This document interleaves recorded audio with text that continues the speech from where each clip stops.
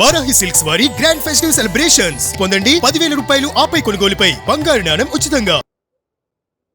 Telangana, Maharashtra, Chhattisgarh and NIA సంబంధించినంత వరకు ఇతని పైన 75 లక్షల రూపాయల రివార్డ్స్ ఉన్నాయి. అన్ని కలుపుకొని ఇతనితో పాటుగా సరెండర్ అయిన వాళ్ళు Avulam Soma company party committee member, కొంచెం పొడియా platoon party committee member, Kovasi Paiku party member, ఇట్లా డిఫరెంట్ వాళ్ళు ఉన్నారు. అందరు కూడా ఛత్తీస్గఢ్ రాష్ట్రానికి చెందిన వాళ్ళే. అవులం సోమ, పొడియా, పైకు, మడకం లక్కే, కార్తం జోగా, మడావి అందు, మడకం భీమే, కంజుం చోట, అట్లానే మడకం అండా. పాటుగా మళ్ళీ సౌత్ సబ్ జోనల్ బ్యూరో డికేజెడ్ చెందినటువంటి కుంజం భీమా ఇలియాస్ రవి, ఈయన ప్లటూన్ పార్టీ కమాండర్ మెంబర్. తర్వాత మడావి కోసి ఇలియాస్ సుశీల, ఈమె కూడా సరెండర్ అయింది. ప్లస్ డికేజెడ్ చెందినటువంటి సౌత్ అండ్ వెస్ట్ బస్తర్ చెందినటువంటి డివిజనల్ కమిటీకి చెందినటువంటి వాళ్ళు కూడా సరెండర్ అయినరు. వేముల రాజు ఆకాష్, ఈయన బిజాపూర్ జిల్లా, ఆయన పొడియం చైతే దంతేవాడ జిల్లా, ఆమె పూనం భీమా ఇలియాస్ అనిల్ సుక్మా జిల్లా, ఆయన మడకం నందయ్య ఇలియాస్ జిత్తు పామేడు బిజాపూర్ జిల్లా, ఆయన పుల్సం మంకు ఇలియాస్ బుద్ధు గంగులూరు పోలీస్ స్టేషన్ బిజాపూర్ చెందిన ఆయన. ఈ విధంగా మొత్తం 18 మంది ఈయనతో పాటుగా మొత్తం. ప్లస్ తెలంగాణ స్టేట్ కమిటీకి చెందినటువంటి Kankanala Rajireddy alias Venkatesh, son of Balareddy, Kishtampet village, Kalva Srirampur మండలం, పెద్దపల్లి జిల్లా. ఈయన సెక్రటరీ జయశంకర్ భూపాల్పల్లి, ములుగు, మంచిర్యాల, వరంగల్ డివిజనల్ కమిటీకి సెక్రటరీగా ఉన్నాడు. ఇతను 97 నుంచి పీడబ్ల్యూలో జాయిన్ అయిపోయి తర్వాత 2010లో DCM అయిపోయి 2019లో స్టేట్ కమిటీ మెంబర్ గా ఎదిగిండు. ఈయన భార్య అడ్లూరి ఈశ్వరి ఎలియాస్ రామ్కో, ఈమె తెలంగాణ స్టేట్ కమిటీ మెంబర్ గా ఉంది. ఈమె విశాఖపట్నంలోని ఆరిలోవా చెందిన ఆమె.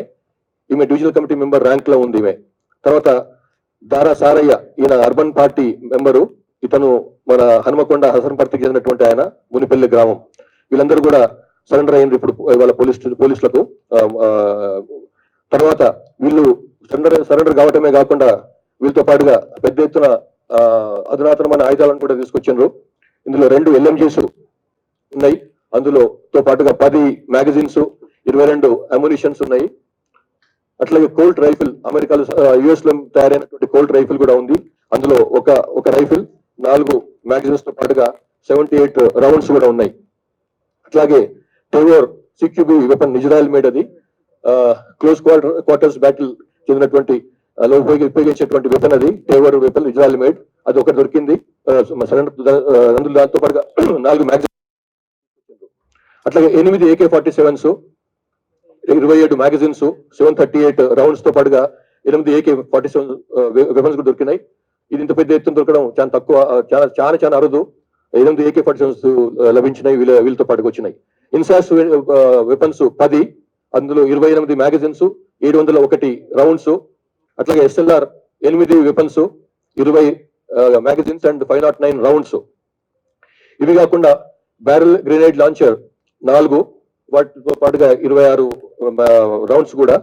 Plus single shots 11 weapons with 74 magazine, grenades 2, air గన్లు 1, .303 రౌండ్స్ మాత్రమే 39. తర్వాత హెలికాప్టర్ ఉపయోగించేటువంటి హెలికాప్టర్ ను కూల్చేందుకు అని చెప్పి ఉపయోగించేటువంటి అమ్యునిషన్ 19 కూడా దొరికింది. ఈ విధంగా మొత్తం 48 వెపన్స్, 48 వెపన్లు, ఆయుధాలు, 93 మ్యాగజైన్స్, ప్లస్ 2206 అమ్యునిషన్ రౌండ్స్ కూడా లభించినాయి. తీసుకొచ్చి సరెండర్ చేసిన వాళ్ళు. మొత్తం క్యాష్ దొరికింది, సరెండర్ అయింది 20,30,000. ఈ విధంగా ఒక రకంగా చెప్పాలంటే ఒక పెద్ద దెబ్బ ఇది. సిపిఐ మావోయిస్టు వాళ్ళ యొక్క PLGA బెటాలియన్ కొలాప్స్ అయిపోయింది ఈ దెబ్బకి. ఇంకా అందులో ఉన్న వాళ్ళు మొత్తం PLGA బెటాలియన్ మొత్తం అందులో ఉన్న వాళ్ళు 300 పైన ఉండేది. అన్ని ర్యాంక్స్ కలుపుకొని ఒక బెటాలియన్ లో ఈ నెంబర్ 1 దీనికైతే నాయకత్వం వహించిండు ఆ బెటాలియన్. దాంట్లో ఇప్పుడు మిగిలిన వాళ్ళు 60 మంది కన్నా కొంచెం అటుగా ఉన్నారు. సో ఆ విధంగా మిగతా వాళ్ళు సరెండర్ కావటము, ఎన్కౌంటర్ లో చనిపోవటము జరిగిందన్నమాట. సో మొత్తం కలిస్తే అందులో ఇప్పుడు మిగిలిపోయిన వాళ్ళు 66 మంది మిగిలిపోయినారు అందులో. వేరాజ్ ఇందులో 400 పైన ఉండేవాళ్ళు. సో ఈ విధంగా అది మొత్తం దాన్ని క్షీణించిపోయింది, కొలాప్స్ అయిపోయిందని చెప్పడానికి ఏమి పడవలసిన అవసరం లేదు. సో ఈ విధంగా దీంతో పాటుగా తెలంగాణ స్టేట్ కమిటీకి చెందినటువంటి కంకణాల రాజిరెడ్డి ఎలియాస్ వెంకటేష్ ఆయన సరెండర్ కావడంతో తెలంగాణలో ఉన్నటువంటి స్టేట్ కమిటీ కూడా ఆల్మోస్ట్ కొలాప్స్ అయిపోయింది. ఇందులో ఒక్క స్టేట్ కమిటీ మెంబర్ మాత్రమే మిగిలినాడు. అందులో మిగతా వాళ్ళందరూ కూడా సరెండర్ కావటమో లేకపోతే బయటికి రావడం, ఎన్కౌంటర్ లో చనిపోవడం జరిగింది. వీళ్ళు బయటికి రావడానికి మెయిన్ కారణం చెప్పడం ఏంటంటే 21 అక్టోబర్ 2025 నాడు పోలీసు అమర వీరుల స్మృతి దినం సందర్భంగా గౌరవ తెలంగాణ ముఖ్యమంత్రి రేవంత్ రెడ్డి గారు ఇచ్చినటువంటి పిలుపును అందుకొని తెలంగాణలో వీళ్ళు ఆత్మసమర్పణ చేసుకున్నారు. ఇందులో తెలంగాణలో జరుగుతున్నటువంటి వెల్ఫేర్ యాక్టివిటీస్, డెవలప్మెంటల్ యాక్టివిటీస్ లో పార్టిసిపేట్ చేసేందుకని చెప్పి, అందులో భాగస్వాములు కావడానికని చెప్పి కొంత తెలంగాణ వాళ్ళు వస్తే ఈ ఉద్యమం ఇంకా మొత్తం కూలిపోతున్నది. ఇందులో ఉండి లాభం లేదు. ఇందులో విపరీతమైనటువంటి అంతర్గత కలహాలు చాలా ఎక్కువైపోయినాయి. తర్వాత ఈ సిద్ధాంతానికి జరుగుతున్నటువంటి కింద జరుగుతున్నటువంటి దానికి పుంతలు లేకుండా పోయింది. కాబట్టి ఇందులో ఉండి లాభం లేదు.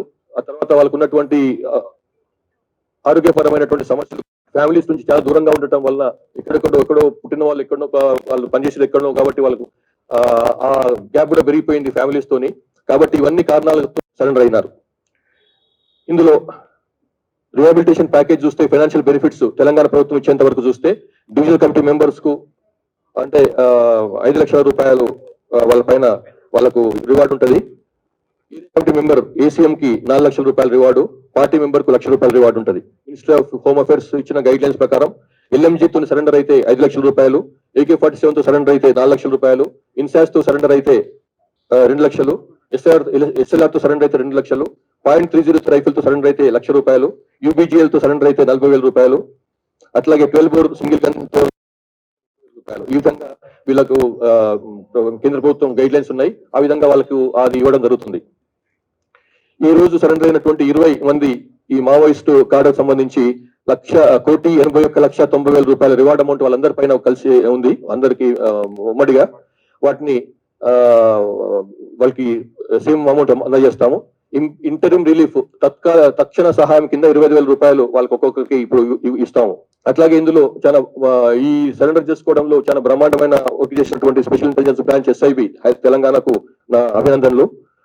ఇది చాలా పెద్ద క్షతి వాళ్లకు. ఇందులో ఇప్పుడు సరెండర్ అయిన వాళ్ళు లాస్ట్ 3 ఇయర్స్ నుంచి 24 నుంచి చూస్తే SCM ర్యాంక్ వాళ్ళు ఒకరు, డివిజనల్ కమిటీ ర్యాంక్ వాళ్ళు ఒకరు, ACS ర్యాంక్ వాళ్ళు ఒకరు, మొత్తం కలిసి 36 మంది సరెండర్ అయినారు. 47 మంది సరెండర్ అయినారు 36 వెపన్స్ తోని. 25 లో 2 సెంట్రల్ కమిటీ మెంబర్లు, 11 మంది స్టేట్ కమిటీ మెంబర్లు, 20 డివిజనల్ కమిటీ మెంబర్లు, 57 మంది ఏరియా కమిటీ సెక్రటరీ స్థాయి ఉన్న వాళ్ళు, ప్లస్ 419 మంది పార్టీ మెంబర్లు సహా 509 మంది సరెండర్ అయినారు. 60 వెపన్లను తీసుకొచ్చి సరెండర్ చేశారు. అట్లానే ఈ సంవత్సరం ఫస్ట్ 3 days లో 2 SCMలు, 3 డివిజనల్ కమిటీ సెక్రటరీలు, 7 ACSలు, 8 మంది పార్టీ మెంబర్లు, మొత్తం కలిసి 20 మంది సరెండర్ అయినారు. 48 వెపన్స్, మంచి హై క్వాలిటీ వెపన్స్ తీసుకొచ్చి సరెండర్ అయినారు. ఈ విధంగా లాస్ట్ 2 years లో 2 CCMలు తో కలుపుకొని మొత్తం 576 మంది సరెండర్ అయినారు. 144 వెపన్స్, 144 ఆయుధాలు తీసుకొచ్చి సరెండర్ అయినారు. ఇంకా ముఖ్యమైన విషయం ఏమిటంటే, వీళ్ళు సరెండర్ అయిన వాళ్ళు చెప్తున్న విషయం, ఇంతకుముందు సరెండర్ అయిన CC కమిటీ మెంబర్లు కానీ, SC కమిటీ తెలంగాణ చెందినటువంటి వాళ్ళు కానీ చెప్పే ప్రకారం ఏంటంటే, తెలంగాణ నుంచి మనం ఇప్పటికీ 52 మంది ఉన్నారని అనుకుంటున్నాము.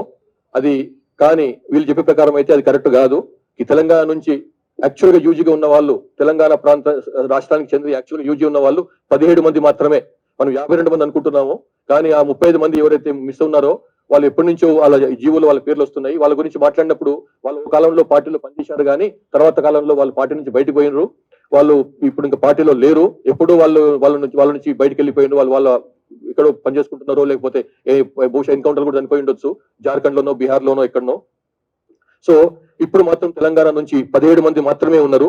అందులో ఉన్న వాళ్ళలో 4 సెంట్రల్ కమిటీ మెంబర్స్ ఉన్నారు, 5 స్టేట్ కమిటీ మెంబర్స్ ఉన్నారు, 3 డివిజనల్ కమిటీ సెక్రటరీ లేక మెంబర్ స్థాయి వాళ్ళు 3 ఉన్నారు, area committee secretary, area committee member స్థాయి వాళ్ళు 4 ఉన్నారు, పార్టీ మెంబర్ ఒకరు, మొత్తం కలిస్తే 17 మంది మాత్రమే తెలంగాణ నుంచి మిగిలినరు. ఇది చాలా కీలకమైనటువంటి సమాచారం మనకు లభించింది ఈ లాస్ట్ ఫ్యూ డేస్ నుంచి జరుగుతున్నటువంటి సరెండర్స్ కారణంగా.